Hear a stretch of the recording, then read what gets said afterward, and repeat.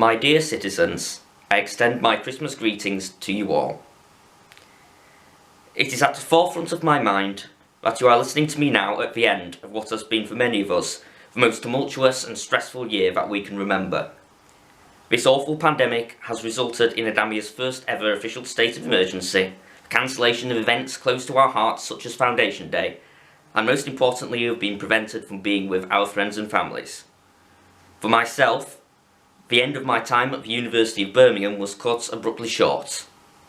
Adamia's politics has been forced to adapt to an entirely online, decentralised model, ushering in the beginning of a third era of the Empire's history.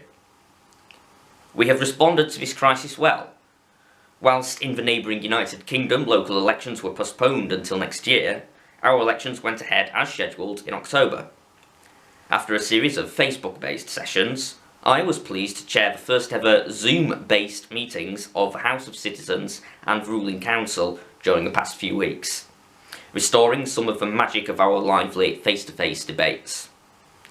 It must also be recognised that there remain 0 confirmed cases of coronavirus in our empire.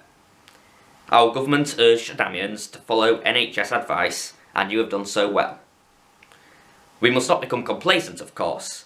The virus, especially the newer strain, can tear through families and communities like wildfire. However, we are now at the beginning of the end.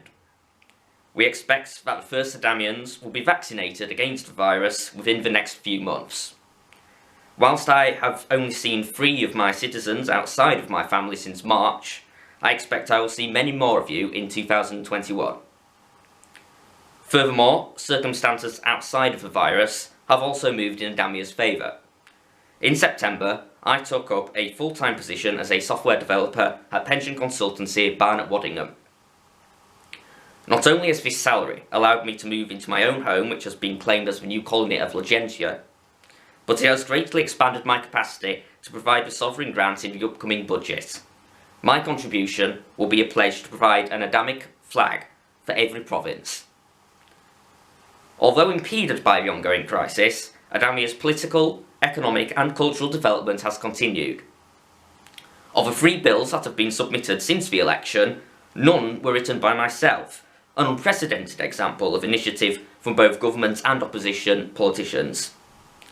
Our GDP has soared to record heights due to the success of our investment fund. And going into 2021, you should all continue to expect great things from this nation.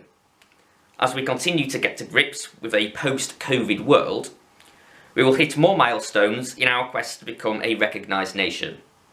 Watch out for the first Adamic book to be published digitally next year, describing the history of our empire over the past 7 years.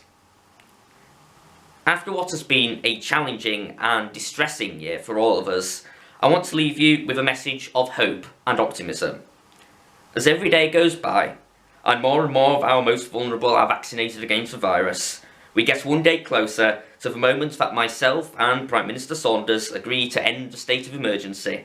And mark my words that when that day comes, this empire will see a celebration unlike anything we have done before. For now though, I encourage you all to enjoy this Christmas responsibly with your families. Seek wisdom and honour, and long live the empire.